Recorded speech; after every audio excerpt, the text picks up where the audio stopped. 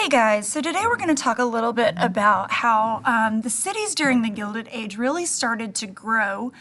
So this is a concept called urbanization. So urbanization is just a fancy term that means growth of cities.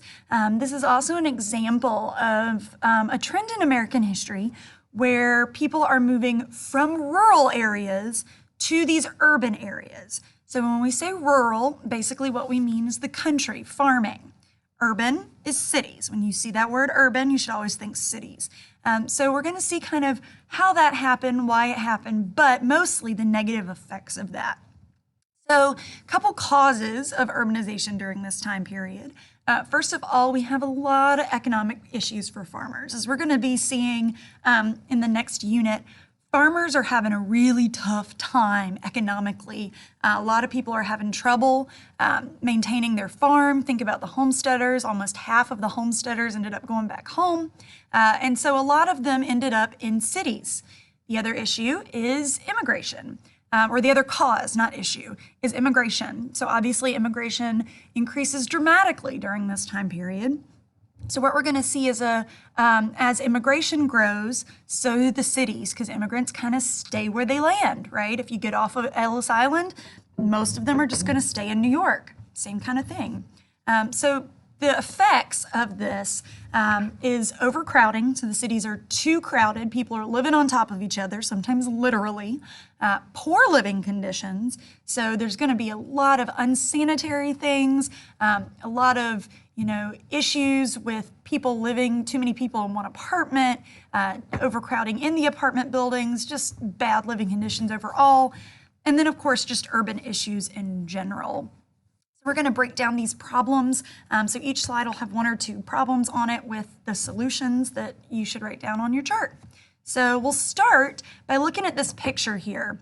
So I just want you to take a minute to look at this and kind of look at what's going on, point out a few of the things. So first of all, you will notice the houses are really, really close together, right? Of course, they are also made out of wood. So what's going to happen is as people are living this close together, using wood, lighting their homes with candles, right? Fire is going to be a major problem. And as soon as, if one of these buildings catches on fire, the whole street's going to go up in flames, right? So it's pretty bad. Then back here, you will see this is where the community well is. So this is where they're getting their water, so no indoor plumbing. If you look at the streets, you will notice the streets are really muddy, really dirty. The chances are this right here, not just mud and dirt. A lot of horses in New York City. Let's just put it that way. People throw waste out of their windows if they don't have any indoor plumbing. So you got people drying their clothes and then people throwing waste out of windows, like over here. These kids right here, if you look at them, they're just very dirty. They're barefoot. This isn't a city, right? This is not what we think of when we think of cities, but this is where this is, and it's very typical of some of the slums in the city. So obviously this first problem is housing. So people in this time are living in what are called tenement houses. Tenement houses are basically apartment complexes. Multiple families living in living in one small house. They are row houses, so like the picture we just saw. Sometimes you might have a family of 5 to 10 people living in one room, half the size of our classroom, right? Very small living conditions, really just dirty. So there's a guy who wants to kind of bring this problem to light for the rest of the country. And he is a photojournalist named Jacob Riis. So he writes this book and takes a lot of photographs. And I want to read you this little excerpt here from his book. Be a little careful, please. The hall is dark and you might stumble over the children pitching pennies there. Not that it would hurt them. Kicks and cuffs are their daily diet. They have little else. Here where the hall turns and dives into utter darkness is a step and another, a flight of stairs. You can feel your way if you cannot see it. Close? Yes, what would you have? All the fresh air that ever enters these stairs comes from the hall door that is forever slamming. But the saloon, whose open door you passed in the hall, is always there. The smell of it has followed you up. Here is a door, listen. That short, hacking cough, that tiny, helpless wail, what do they mean? Oh, a sadly familiar story. Before the day is at an end, the child is dying with measles. With half a chance it might have lived, but it had none. That dark bedroom killed it. So think about living in this kind of conditions. The images he paints here, this dark, tight, close house above a saloon. Kids are, living in these terrible conditions. They're not able to get well because of, the places that they're living. They're dying from diseases that they would be able to survive in other places. So this picture here is pretty typical of a tenement. So this picture is of a group of single men who are basically roommates. And if you look here, there is 1, 2, 3, 4, 5, 6, maybe a 7th man living in this one tiny room. This is bad, right? So the solutions that they come up with are a couple things. First of all, air shafts. So air shafts are built into something called dumbbell tenants, and they get their name because of the shape of the tenant. And basically, it opens up the tenements a little bit more, gives a public hall, fire escapes, opens up, kind of adds windows, that sort of thing, to sort of make it easier to breathe in, right? You'll also notice the bedrooms are a little bit bigger. So this is a great way for the tenements to be built in a way that's a little bit healthier. Next problem we have is transportation. Cities are very close, right? But if you're working, you might be working across the town from where you're living. And if you have to walk there, that's a problem. The big problem is the transportation in the city is not clean. Horse-drawn carriages tend to leave waste, right? So the solution that we have here is our first massive transit. So the invention of subways and streetcars. So these use electricity to be able to transport people across the city. Obviously, subways are still the big use today. And the idea is to provide cheap ways to get people around the city. The next problem that we have is water. So water is incredibly important, and some of the worst diseases humans can get are in unclean water. Dysentery, cholera, basically death by diarrhea. It's pretty disgusting. And the water in these cities is not clean.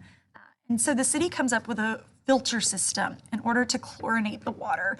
Chlorine is a chemical, but it's added to water at this time in order to kind of clean it up. We use different and better and safer chemicals today, but this did a big deal. This did a big job of actually trying to help these problems and clean up the water in the cities. Next is sanitation itself. So there is no trash collection in these cities. There is no, sewer systems.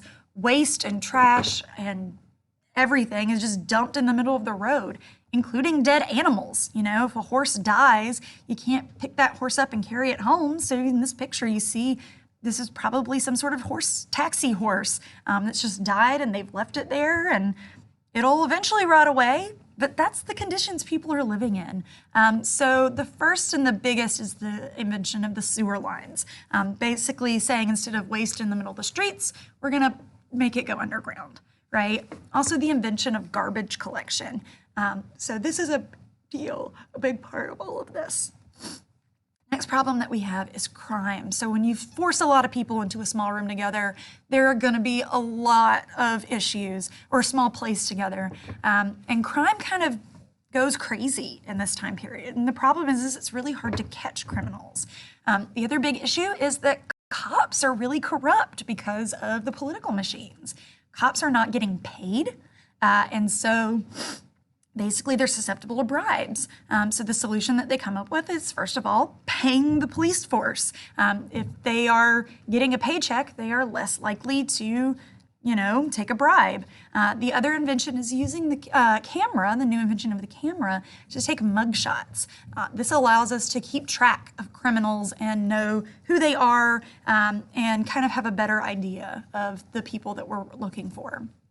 Next is fire. Of course, as I mentioned, fire was a major, major problem. In fact, at this time, the city of Chicago basically burns to the ground in the 1890s because of a fire started in a barn. It spread throughout the entire city. Remember those problems with wooden buildings being so close together, fire's gonna leap from one place to another. A lot of big issues. So first of all, having a fire department that you pay. Before, the fire department would only put out the fire in your house if you paid them right there. That's not an efficient way to have a fire department. So paying the fire department and then rebuilding with brick instead of wood as a safer alternative. This is just a picture of a fire truck at this time. Obviously, this one is still horse-drawn, but it gives you a good idea of, the kind of equipment that they're using. Last issue that we have here is poverty. Obviously, this is typical of the whole thing. So there are 3 ways that they attempted to solve the poverty issues during this time. One is Carnegie's Gospel of Wealth. So we've talked about this already. This is his idea that rich people should give their money away, use charity. The next is a movement called the Social Gospel Movement. This is a movement led primarily by women. And basically they figured, these middle-class women figured, you know what? We need to take care of the city. And so they thought it was their their duty for society as Christian women, because most of them were, to go out and take care of people who were less fortunate than them. Part of that movement is something known as the settlement houses. So settlement houses are for immigrants, not poor people in general, but they are basically a way that immigrants can get community experience, learn skills, learn English, take classes, a way to get them kind of acclimated to American culture. The most famous of these was run by a woman named Jane Addams in Chicago. It was known as the Hull House. But settlement houses are really important to kind of help immigrants sort of get on their feet, right? So these are some of the major issues that we see in urban centers. So real quick overview there. Hope you learned something, and I will see you next time.